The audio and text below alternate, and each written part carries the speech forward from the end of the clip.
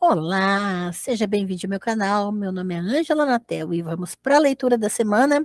Sim, eu quero ler um trecho deste livro aqui, Imaginário da Magia e Magia do Imaginário, de Monique Algras.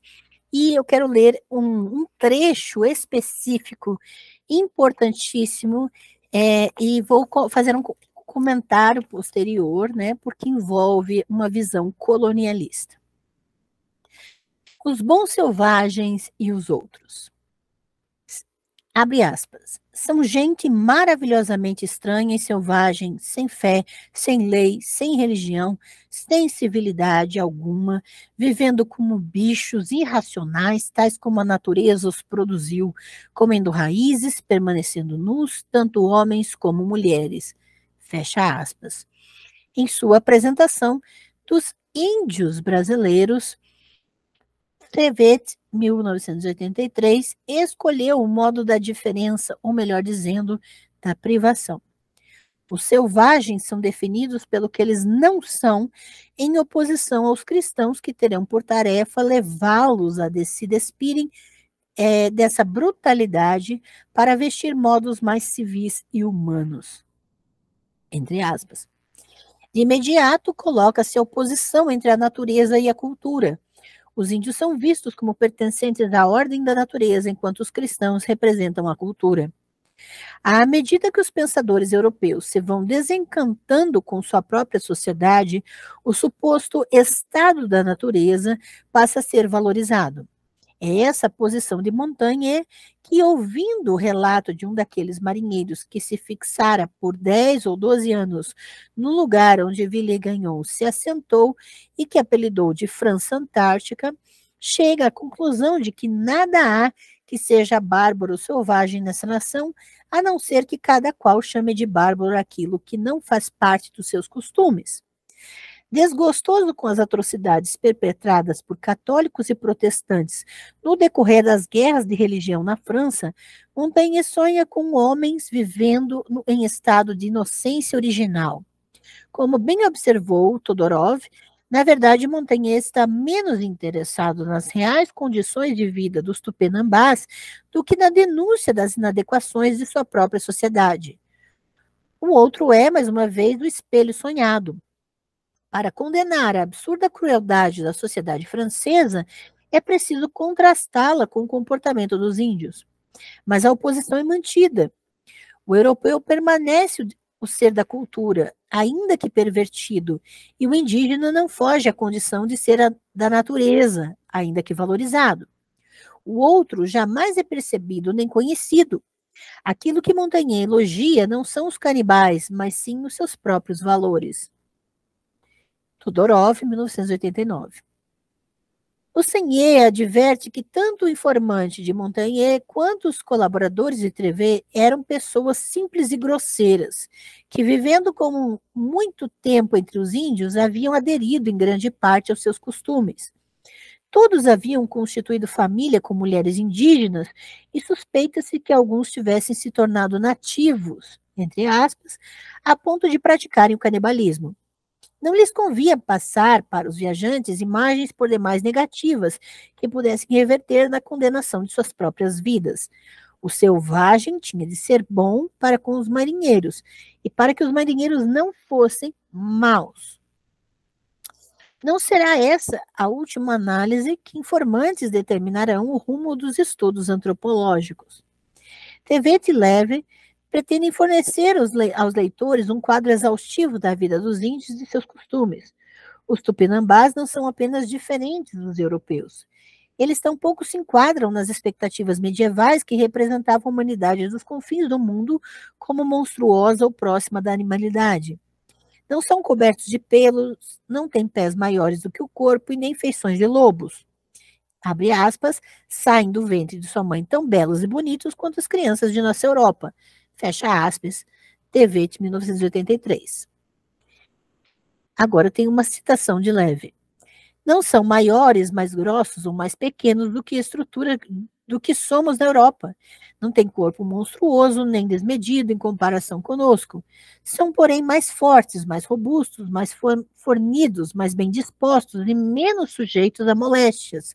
E quase não têm coxos, tortos, aleijados, nem doentios. A comparação faz-se a favor do índio, que no que diz respeito ao corpo é melhor em tudo. No levantamento das diferenças, o índio é descrito em sua dimensão corporal, pois o que distingue o tupinambá, o que faz dele, inapelavelmente, o ser da natureza, é que esse corpo se revela em toda a evidência de sua nudez. Isso não é tolerável, Tevete fulmina. Não lhes basta ficarem nus e pintarem o corpo de várias cores. Ainda arrancam os pelos e furam o beiço, colam penas do corpo, fazem enfeites de orelha com papo de tucano, e o efeito, diz Leve, é deslumbrante.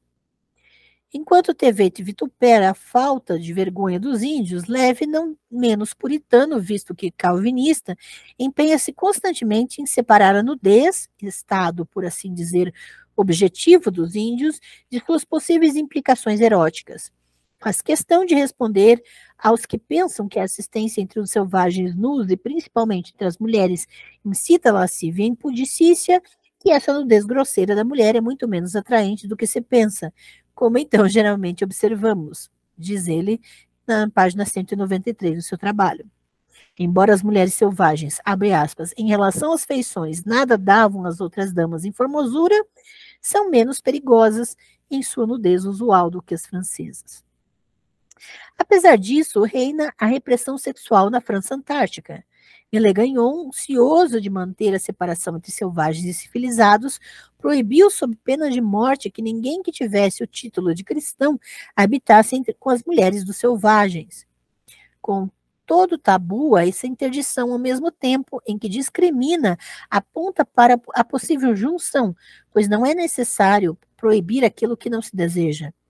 Põe também em evidência a natureza ideológica da distinção.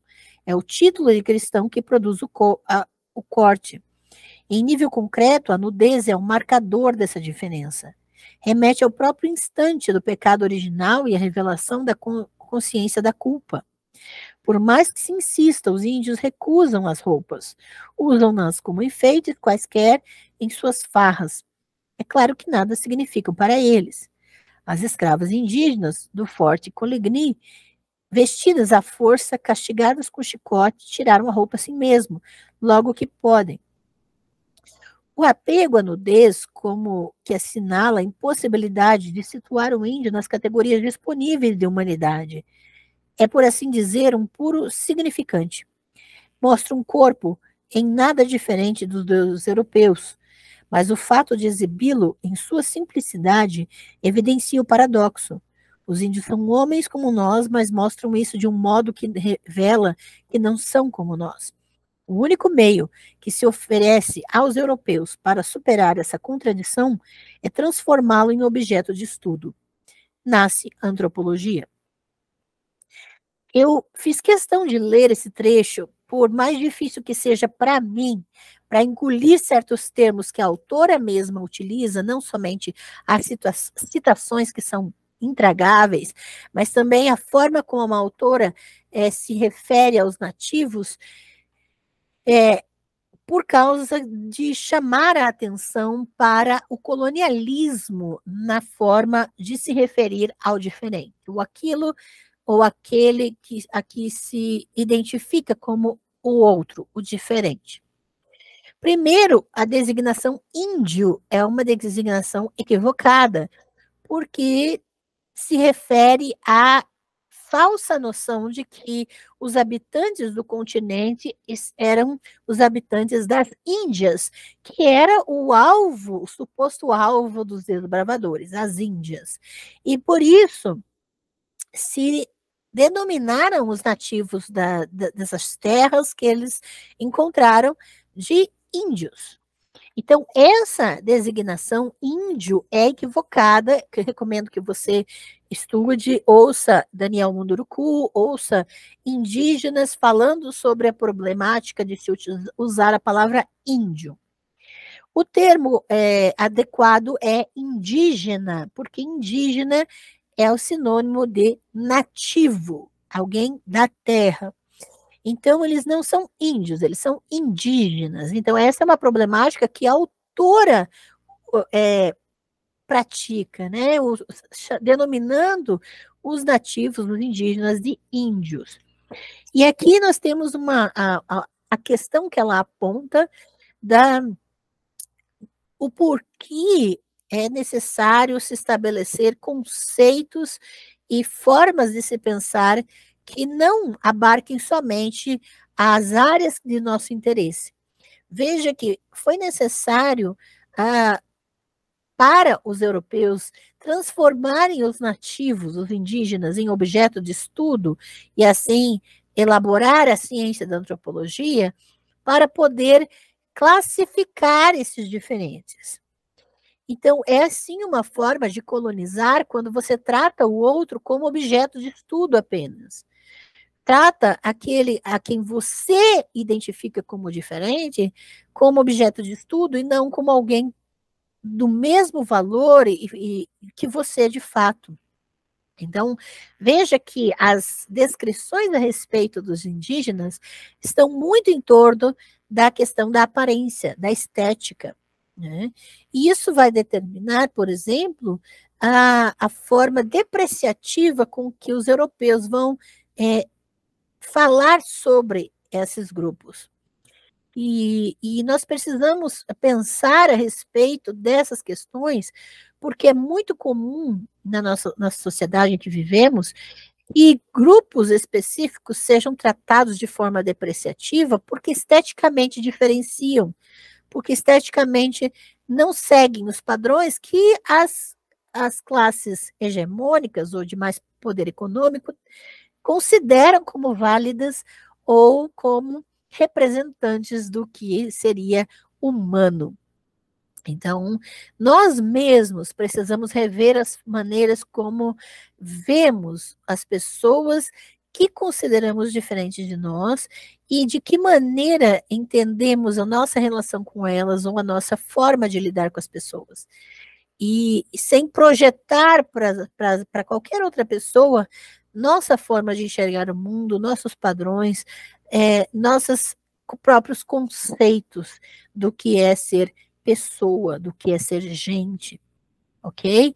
Então, fiz questão de ler uma leitura um pouco complexa nesse sentido, problemática, para chamar a atenção para algumas questões, e até mesmo quando lemos, para que vocês saibam também que eu não leio somente coisas com as quais eu concorde, não jogo completamente essa obra no lixo de forma alguma, mas é preciso que aprendamos a ler criticamente, pensar naquilo que estamos lendo, perceber as nuances e o que está por trás muitas vezes.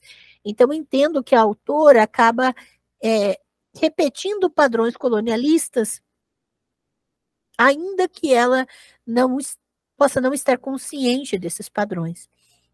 Então, fica aqui a dica da leitura da semana. Vocês tenham uma ótima semana. Não percam a live que temos e ótimas leituras para vocês. Até a próxima, pessoal.